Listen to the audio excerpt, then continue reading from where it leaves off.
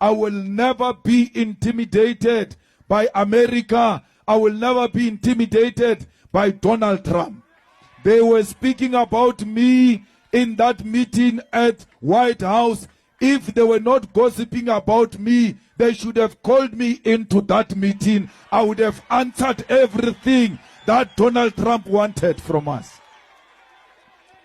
Banchaba ba seba ka nna batho ba baholo ka dikhoneng ba tšea transport ba ya kwa America ba yo bua ka nna selege.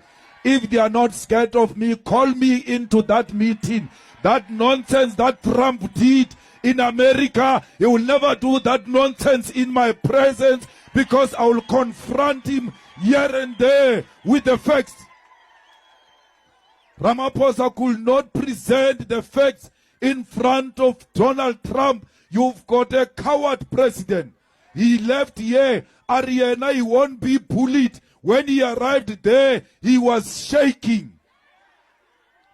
Atatazela, achaba Donald Trump, another president scared of another president.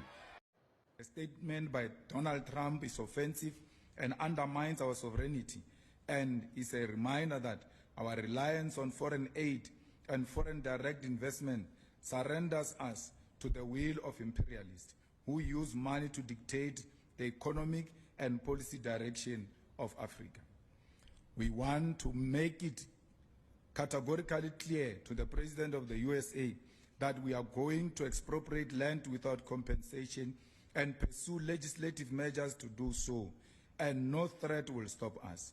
His misinterpretation of the Expropriation Act, which is a mild and cosmetic intervention, is an assessment of a measure that is going to be pursued through the amendment of our Constitution as South Africans, and there is nothing he can do to undermine our independence.